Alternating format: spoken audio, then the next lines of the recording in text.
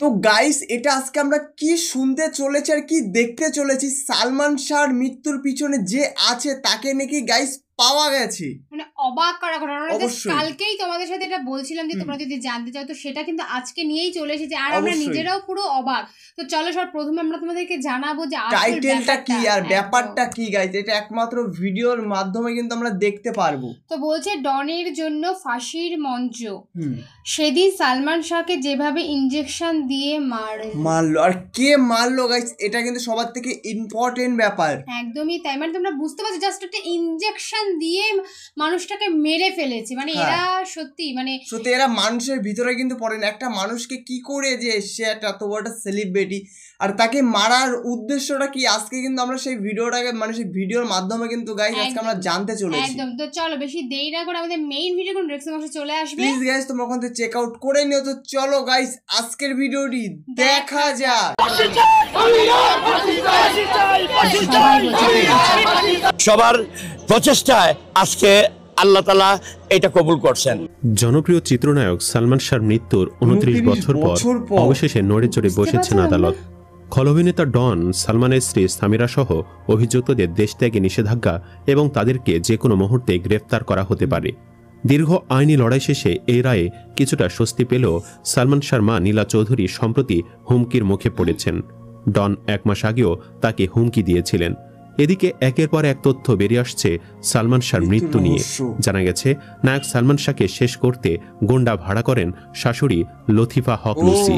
নায়ককে মারতে পরিকল্পনা সাজানো হয় গুলিস্তানের একটি বারে। গুন্ডাদের সঙ্গে চুক্তি হয় 12 লাখ টাকায়। আন্ডারওয়ার্ল্ড ডন আজিজ মোহাম্মদ ভাই, খলনায়ক ডন, সালমানের স্ত্রী সামিরা সহ আরও 11 জন অংশ নেন এই মিশনে। এই গল্প যেন হার মানিয়ে দেয় থ্রিলার সিনেমার গল্পকেও। সালমানকে শেষ করে দিয়ে ঘটনা ধামা চাপা দিতে অপমৃত্যু বলে প্রচার চালিয়ে পরিস্থিতি ঠান্ডা করেন আজিজ মোহাম্মদ ভাই। এই হত্যাকাণ্ডে দোষ স্বীকার করে জবানবন্দি দেন 11 আসামির মধ্যে 2 জন। তাদের মধ্যে একজন হচ্ছেন আসামি রেজভি আহমেদ ওরফে ফরহাদ। তিনি জবানবন্দিতে বলেন সালমান শাহ নিজে মরেননি, তাকে শেষ করা হয়েছে। এটি একটি পরিকল্পিত মিশন ছিল। জবানবন্দিতে রেজভি আরও বলেন ডন সালমান শাহর ঘনিষ্ঠ বন্ধু ছিল। সালমানের স্ত্রী সামিরার সঙ্গে ডনের অবৈধ সম্পর্ক গড়ে ওঠে এবং তাদের মধ্যে নিয়মিত দৈহিক সম্পর্ক চলছিল। অন্যদিকে সামিরার মায়ের সঙ্গে চিত্র প্রযোজক আজিজ মোহাম্মদ ভাইয়ের গোপন ও দৈহিক সম্পর্ক ছিল। সবকিছু জেনে যাবার পর সালমান ডনকে এড়িয়ে চলতেন। পরিকল্পনার বিষয়ে রেসপি বলেন সালমান শাহকে শেষ করার আগের দিন 1996 সালের 5 সেপ্টেম্বর গুলিস্তানের একটি বারে পরিকল্পনা করা হয়। ওই দিন রাত 8টায় ডন, ডেভিড, ফারুক, জাভেদ ও আমি বারে যাই। সেখানে আরও 2 জন ছেলে সাত্তার ও সাজু আসে। এরপর ফারুক 2 লাখ টাকা বের করে বলে সামিরার মা ওই টাকা দিয়েছে। কথা ছিল সালমানকে শেষ করার জন্য মোট 12 লাখ টাকা দেবে। কাজের আগে 6 লাখ ও কাজের পরে 6 লাখ। রেজভি আরও বলেন এরপর ওই রাতে বার থেকে এফডিসি এসে শুটিং শেষে পূর্ব পরিকল্পনা অনুযায়ী রাত 2:30টার সময় আমাকে সালমান শাহর বাসায় নিয়ে যায় ডন। ওই বাসায় ডন, ডেভিড ও ফারুকের যাতায়াত ছিল বলে দারোয়ান কিছু বলেনি। তবে এদের সাথে আরও কয়েকজন ছিলেন যারা বোরখা পরে সালমানের বাসায় যান। তাদের মধ্যে একজন হতে পারেন সামিরার মা। সালমানের মা বলেন 29 বছর ধরে আমি বলে আসছি আমার ছেলে নিজ হাতে জীবন শেষ করার মতো ছেলে নয়। তিনি আরও বলেন আমরা খবর পাই আমার ছেলে অসুস্থ, কিন্তু আমরা যাওয়ার পর বাসায় ঢুকতে দেওয়া হয়নি। দীর্ঘ সময় অপেক্ষা করে রাখা হয়েছিল। এরপর তিনি কয়েকটি প্রশ্ন তুলে বলেন সামিরার মা 5 সেপ্টেম্বর কেন ঢাকা এসেছিল। সালমানের বিল্ডিংয়ে মৃত্যুর একদিন আগে একটি গাড়ি আসে। বোরখা পরে সেই গাড়িতে কারা ছিল আমরা পরে শুনেছি। এগুলো তদন্ত করলে সব বের হয়ে আসবে। আমার ছেলের সাদা কাপড়ে রক্তের দাগ ছিল, কিন্তু গলায় কোনো দাগ ছিল না। পোস্টমর্টেমের বাহানা করে আমার ছেলে দেহের অঙ্গ প্রত্যঙ্গ কেটে নেওয়া হয়। 1996 সালের 6 সেপ্টেম্বর মাত্র 25 বছরে রহস্যজনক মৃত্যু হয় ঢালিউড চিত্রনায়ক সালমান শাহ। এতদিন এ মৃত্যুকে অপমৃত্যু বলে উল্লেখ করেছে একাধিক তদন্ত কমিটি। তবে সব তদন্তে এড়িয়ে চলা হয়েছে সত্যকে, যে কারণে দীর্ঘ 29 বছর পর অভিনেতা সালমান শাহ অপমৃত্যু মামলা রূপ নিয়েছে হত্যা মামলায়। এদিকে সালমানের বাসায় লিফটে ওঠার আগেই ডান পাশে রুবি নামে এক মেয়ের রুমের দরজায় ডন নক করলে রুবি নাইটি পরা অবস্থায় দরজা খোলে। এরপর বলে ও তোমরা এসেছ। তখন ডন রুবিকে বলে আজিজ ভাই কোথায়। বাথরুম থেকে আজিজ ভাই বের হয়ে আসে। এরপর আমরা উপরে উঠি। আজিজ ভাই 4 তলায় নেমে যায় আর আমরা 11 তলায় নেমে সালমানের বাসায় যাই। দরজা আগে থেকে চাপানো ছিল। দরজা খুলে দেখা যায় সালমান বেডরুমে শুয়ে আছে। পাশে সামিরা নাই। তখন ডন, ডেভিড, জাভেদ, ফারুকরা মিলে সালমানের ওপর ঝাঁপিয়ে পড়ে। এ সময় ফারুক তার পকেট থেকে অজ্ঞান করার ক্লোরোফর্মের শিশি বের করে সামিরাকে দেয়।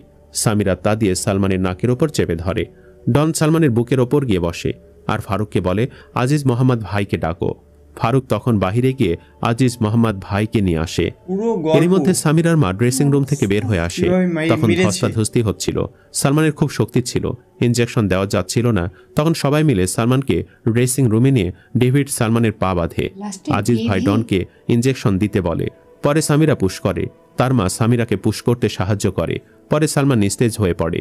ইনজেকশন পুশ করার আগে আজিজ মোহাম্মদ ভাই ফ্যানটা সালমান শাহর ঘাড়ের ওপর ছুঁড়ে মেরেছিল।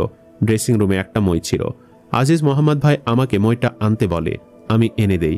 এরপর তিনি দড়ি চান। তখন ডন নিজের কোমরের দড়িটা খুলে আজিজ ভাইয়ের হাতে দেয়। আজিজ মোহাম্মদ ভাই নিজেই সিঁড়ি দিয়ে উঠে দড়িটি সিলিং ফ্যানের সঙ্গে বাঁধে। তাতে আমি, সামিরার মা সাহায্য করি। পরে সালমানের পায়ে বাঁধা রশিটা খুলে বুকের ওপর উঠে গলায় চাপ দিয়ে রাখে এবং পরীক্ষা করে দেখে যে নিঃশ্বাস নেই। উপরে রশিটা খানিকটা ঝুলে রাখা হয় যাতে দেখানো যায় যে মৃতদেহটা ঝোলানো থেকে খোলা হয়েছে। পরে সালমান নিজে এমন কাজ করেছে এটা দেখানোর জন্য তাকে তেল মালিশ করা হয়, কাপড় ভিজে শরীরে রাখা হয়। এরপর যে যার মতো চলে যাই। আমিও ফরিদপুর চলে যাই। এরপর কারোর সঙ্গে যোগাযোগ হয়নি। কিছুদিন পর ডনের সঙ্গে ঢাকায় দেখা হলে আমাকে জানায় দুশ্চিন্তার কোনো কারণ নাই, আজিজ মোহাম্মদ ভাই সব ঠান্ডা করে দিয়েছে।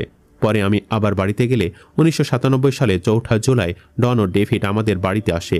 ডন আমাকে বলে, কেসটা আবার নাড়া দিয়ে উঠেছে, যেহেতু আমাদের সঙ্গে ছিলে এখন আমাদের সাহায্য করতে হবে।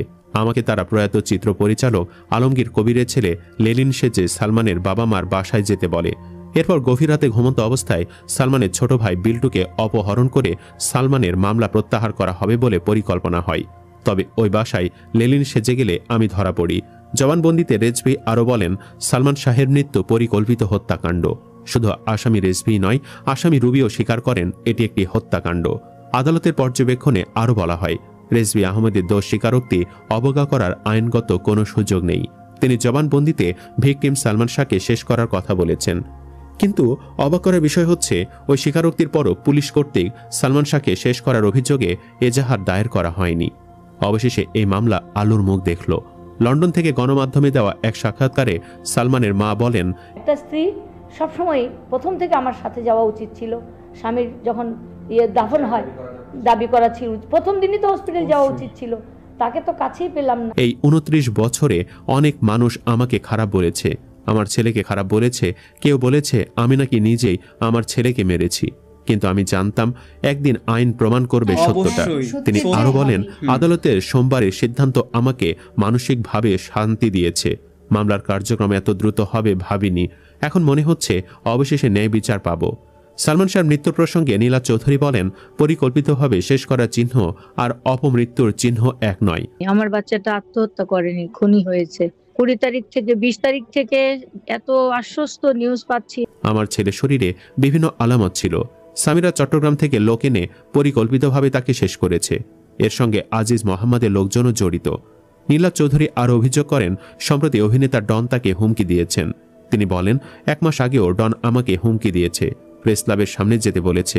ভাবুন যে একসময় আমার ছেলের পিছে পিছে ঘুরত, সে এখন আমাকে হুমকি দেয়। এত সাহস সে কোথা থেকে পায়? সুপ্রিয় দর্শক, আপনি কি চান সালমান শাহ যেন সঠিক বিচার পাক? কমেন্ট বক্সে জানিয়ে দিন আপনার মতামত। ভিডিও ভালো লাগলে লাইক দিন এবং শেয়ার করুন, আর অবশ্যই চ্যানেলটি সাবস্ক্রাইব করুন। ধন্যবাদ।